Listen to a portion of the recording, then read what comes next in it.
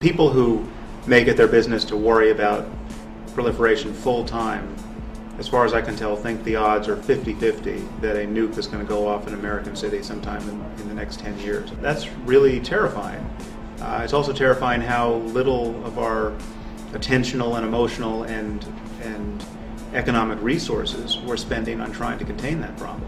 My name is Sam Harris. I'm a writer and a neuroscientist, and also one of the founders of the Reason Project, which is a nonprofit purpose towards spreading secularism and scientific thinking in society.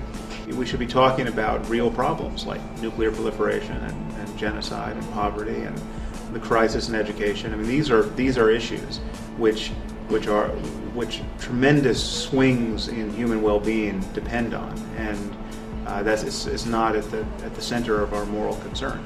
We talk about morality in ways that are uncoupled from real questions of human and animal suffering, so that and this is the influence of religion. Religion has convinced us that there's something else entirely other than concerns about suffering. There's concerns about what God wants. There's concerns about what's going to happen in the afterlife.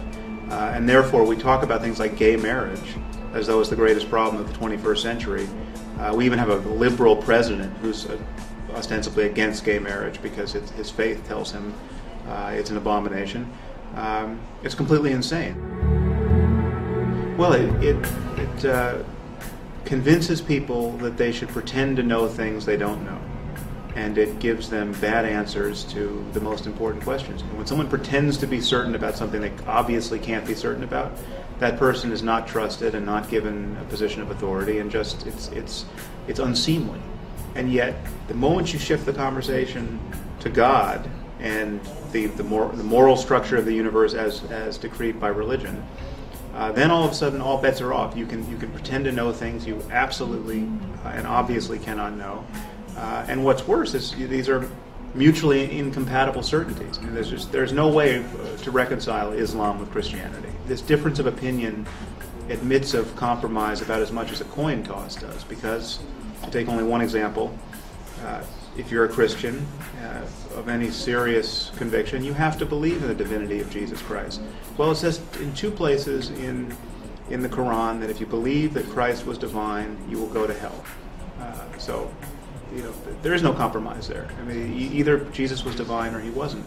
And we have a world that has been shattered by these competing certainties, and we're lying to ourselves about the causes of this shattering. We have people who are saying, well, it's not really religion, it's politics. Well, it's only politics because it's religion first.